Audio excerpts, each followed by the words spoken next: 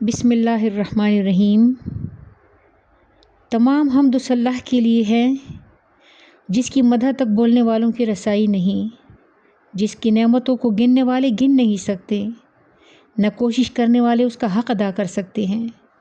نہ بلند پرواز ہمتیں اسے پا سکتی ہیں، نہ عقل و فہم کی گہرائیاں اس کی تہ تک پہنچ سکتی ہیں۔ اس کے کمال ذات کی کوئی حد معین نہیں، نہ اس کے لیے توصیفی الفاظ ہیں، نہ اس کی ابتدا کے لیے کوئی وقت ہے جسے شمار میں لایا جا سکے، نہ اس کی کوئی مدت ہے جو کہیں پر ختم ہو جائے۔ اس نے مخلوقات کو اپنی قدرت سے پیدا کیا، اپنی رحمت سے ہواؤں کو چلایا، تھر تھراتی ہوئی زمین پر پہاڑوں کی میخیں گاڑی۔ دین کی ابتدا اس کی معرفت ہے، کمال معرفت اس کی تصدیق ہے، کمال تصدیق توحید ہے، کمال توحید تنزیہ و اخلاص ہے، اور کمال تنزیہ و اخلاص یہ ہے کہ اس کی صفتوں کی نفی کی جائے، کیونکہ ہر صفت شاہد ہے کہ وہ اپنی موصوف کی غیر ہے، اور ہر موصوف شاہد ہے کہ وہ صفت کے علاوہ کوئی چیز ہے۔ لہٰذا جس نے ذات الہی کے علاوہ صفات مانے، اس نے ذات کا ایک دوسرا ساتھی مان لیا، اور جس نے اس کی ذات کا کوئی اور ساتھی مانا، اس نے دوئی پیدا کی۔ جس نے دوئی پیدا کی، اس نے اس کے لیے جز بنا ڈالا، اور جو اس کے لیے اجزاء کا قائل ہوا وہ اس سے بے خبر رہا،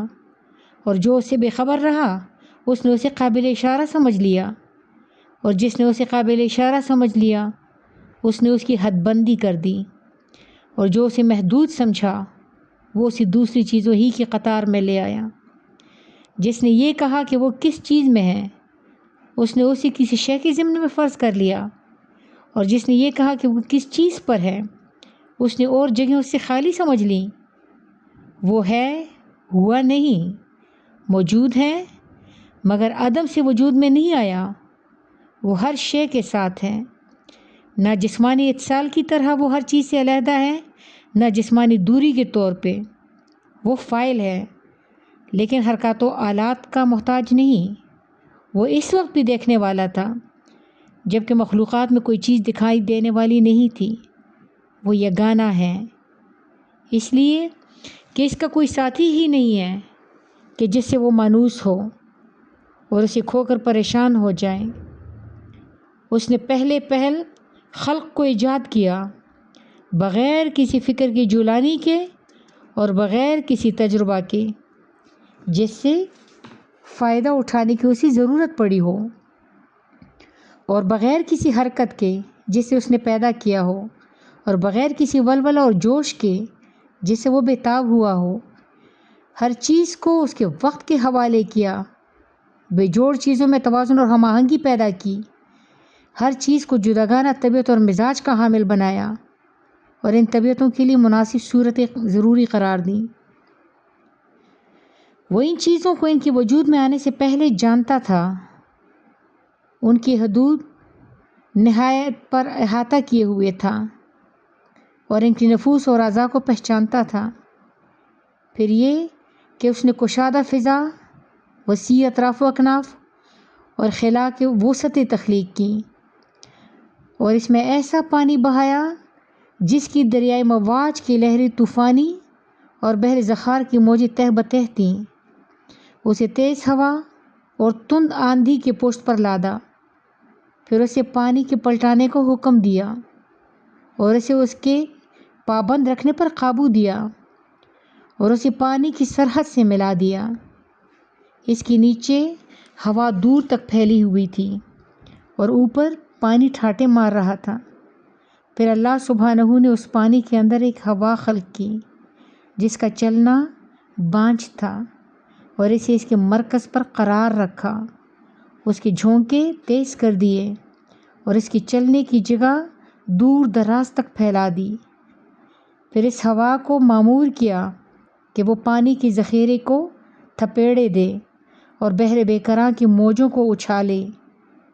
اس ہوا نے پانی کو یوں مت دیا جیسے دہی کے مشکیزے کو متھا جاتا ہے، اور اسے ڈھکیلتی ہوئی تیزی سے چلی، جس طرح خالی فضا میں چلتی ہے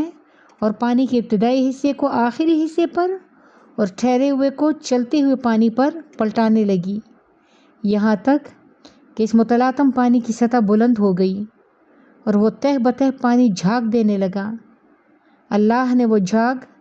کھلی ہوا اور کشادہ فضا کی طرف اٹھائی اور اس سے 7 آسمان پیدا کیے۔ نیچے والے آسمان کو رکی ہوئی موج کی طرح بنایا اور اوپر والے آسمان کو محفوظ چھت اور بلند عمارت کی صورت میں اس طرح قائم کیا کہ نہ ستونوں کے سہارے کی حاجت تھی، نہ بند حصوں سے جوڑنے کی ضرورت۔ پھر ان کو ستاروں کی سجدج اور روشن تاروں کی چمک دمک سے آراستہ کیا اور اس میں زوپاش چراغ اور جگمگاتا چاند رواں کیا، جو گھومنے والے فلک، چلتی پھرتی چھت اور جنبش کھانے والی لوح میں ہیں۔ پھر خداوند عالم نے بلند آسمانوں کے درمیان شگاف پیدا کیے اور ان کی وسعتوں کو طرح طرح کے فرشتوں سے بھر دیا۔ کچھ ان میں سرب سجود ہیں جو رکوع نہیں کرتے، کچھ رکوع میں ہیں جو سیدھے نہیں ہوتے، کچھ صفے باندھے ہوئے ہیں جو اپنی جگہ نہیں چھوڑتے، اور کچھ پاکیزگی بیان کر رہے ہیں جو اکتاتے نہیں۔ نہ ان کی آنکھوں میں نیند آتی ہے، نہ ان کی عقلوں میں بھول چوک پیدا ہوتی ہے، نہ ان کی بدنوں میں سستی و کاہلی آتی ہے، نہ ان پر نسیان کی غفلت طاری ہوتی ہے۔ ان میں کچھ تو وحی الہی کی امین،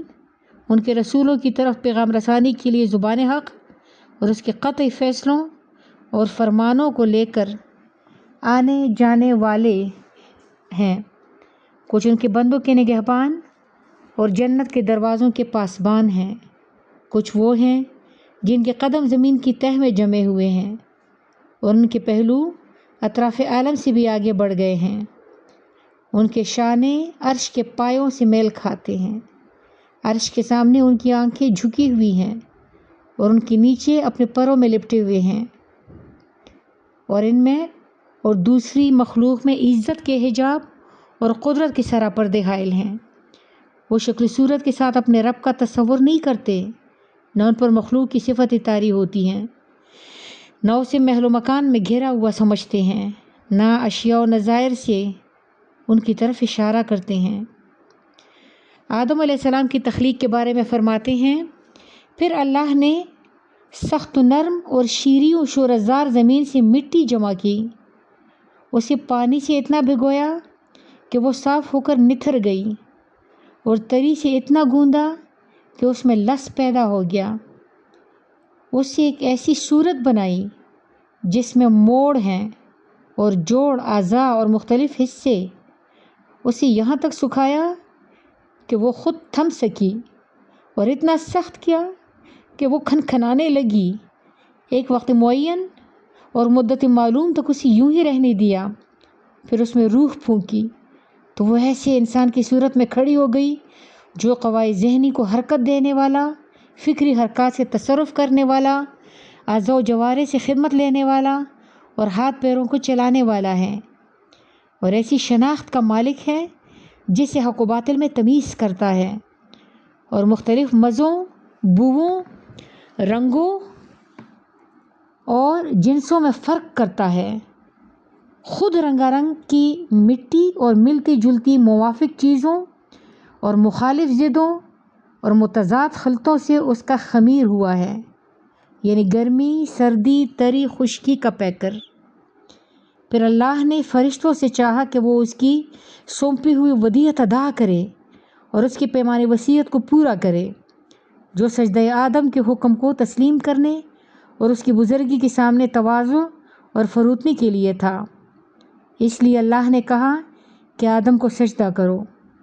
ابلیس کے سوا سب نے سجدہ کیا، اسے عصبیت نے گھیر لیا، بدبختی اس پر چھا گئی، آگ سے پیدا ہونے کی وجہ سے اپنے کو بزرگ و برتر سمجھا اور کھنکھناتی ہوئی مٹی کی مخلوق کو ذلیل جانا۔ اللہ پاک نے اسے مہلت دی تاکہ وہ پورے طور پہ غضب کا مستحق بن جائے اور بنی آدم کی آزمائش پائے تکمیل تک پہنچے اور وعدہ پورا ہو جائے۔ چنانچہ اللہ نے اس سے کہا کہ تجھے وقت معین کی دن تک کی مہلت ہے۔ پھر اللہ نے آدم کو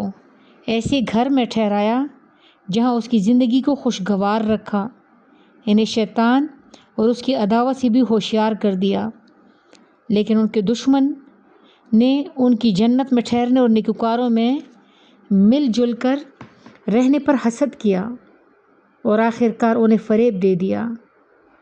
آدم نے یقین کو شک اور ارادے کے استحکام کو کمزوری کے ہاتھوں بیچ ڈالا، مسرت کو خوف سے بدل لیا اور فریب خوردگی کی وجہ سے ندامت اٹھائی۔ پھر اللہ نے آدم کے لیے توبہ کی گنجائش رکھی،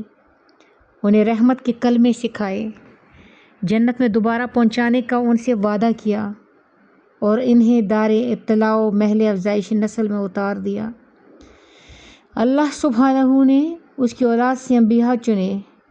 وہی پر ان سے عہد و پیمان لیا، تبلیغ رسالت کا انہیں امین بنایا، جبکہ اکثر لوگوں نے اللہ کا عہد بدل دیا تھا۔ چنانچہ وہ اس کے حق سے بے خبر ہو گئے، اوروں کو اس کا شریک بنا ڈالا۔ شیاطین نے ان کی معرفت سے انہیں روگرداں اور ان کی عبادت سے الگ کر دیا۔ اللہ نے ان میں سے اپنے رسول مبعوث کیے اور لگاتار انبیاء بھیجے تاکہ ان سے فطرت کے عہد و پیمان پورے کرائیں، ان کی بھولی ہوئی نعمتیں یاد دلائیں، پیغام ربانی پہنچا کر حجت تمام کریں، عقل کی دفینوں کو ابھاریں اور انہیں قدرت کی نشانیاں دکھائیں۔ یہ سروں پر بلندبام آسمان، ان کے نیچے بچھا ہوا فرش زمین، زندہ رکھنے والا سامان معیشت،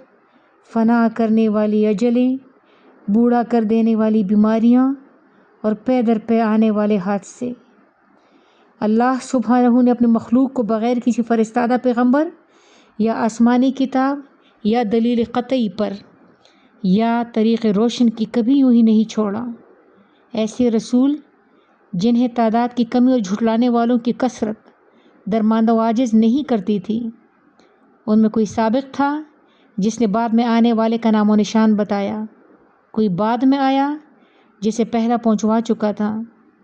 اسی طرح مدتیں گزر گئیں، زمانے بیت گئے، باپ داداؤں کی جگہ پر ان کی اولادیں بس گئیں، یہاں تک کہ اللہ سبحانہ تعالیٰ نے ایفائے عہد اور اتمام نبوت کے لیے محمد رسول اللہ صلی اللہ علیہ وآلہ وسلم کو مبعوث کیا، جن کے متعلق نبیوں نے عہد و پیمان نبیوں سے لیا جا چکا تھا، جن کے علامات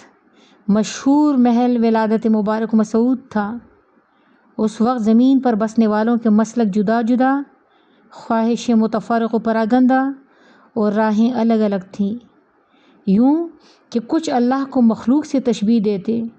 کچھ اس کے ناموں کو بگاڑ دیتے، کچھ اسے چھوڑ کر اوروں کی طرف اشارے کرتے تھے۔ خداوند عالم نے آپ کی وجہ سے انہیں گمراہی سے ہدایت کی راہ پر لگایا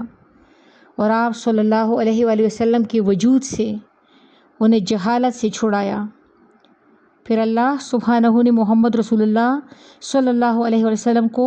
اپنے لقاء و قرب کے لیے چنا،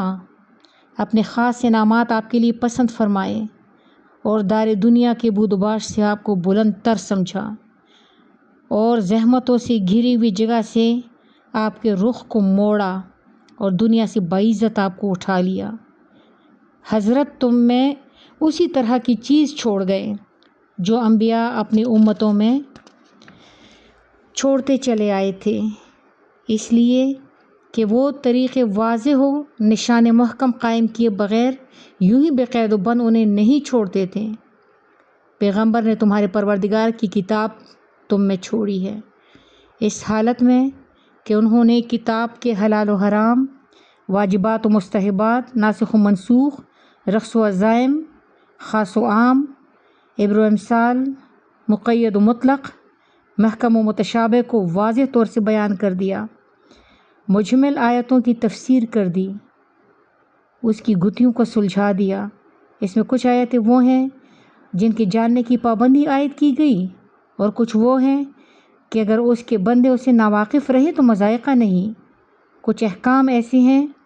جس کا وجوب کتاب سے واضح ہے اور حدیث سے ان کے منسوخ ہونے کا پتہ چلتا ہے، اور کچھ احکام ایسے ہیں جس پر عمل کرنا حدیث کی روح سے واجب ہے، لیکن کتاب میں اس کے ترک کی اجازت ہے۔ اس کتاب میں بعض واجبات ایسے ہیں جس کا وجوب وقت سے وابستہ ہے اور زمانہ آئندہ میں ان کا وجوب برطرف ہو جاتا ہے۔ قرآن کے محرمات میں بھی تفریق ہے، کچھ کبیرہ ہے جن کے لیے آتش جہنم کی دھمکیاں ہیں، اور کچھ صغیرہ ہیں جن کے لیے مغفرت کے توقعات پیدا کیے گئے ہیں۔ کچھ اعمال ایسے ہیں جن کا تھوڑا سا حصہ بھی مقبول ہے اور زیادہ سے زیادہ اضافہ کی گنجائش رکھی گئی ہے۔ اسی خطبہ میں حج کے سلسلے میں فرمایا، اللہ نے اپنے گھر کا حج تم پر واجب کیا، جسے لوگوں کا قبلہ بنایا ہے، جہاں لوگ اس طرح کھنچ کر آتے ہیں جس طرح پیاسے حیوان پانی کی طرف، اور اس طرح وارفتگی سے بڑھتے ہیں جس طرح کبوتر اپنے آشیانوں کی جانب۔ اللہ جل شانہ نے اس کو اپنی عظمت کے سامنے ان کی فروتنی اور عاجزی اور اپنی عزت کے اعتراف کا نشان بنایا ہے۔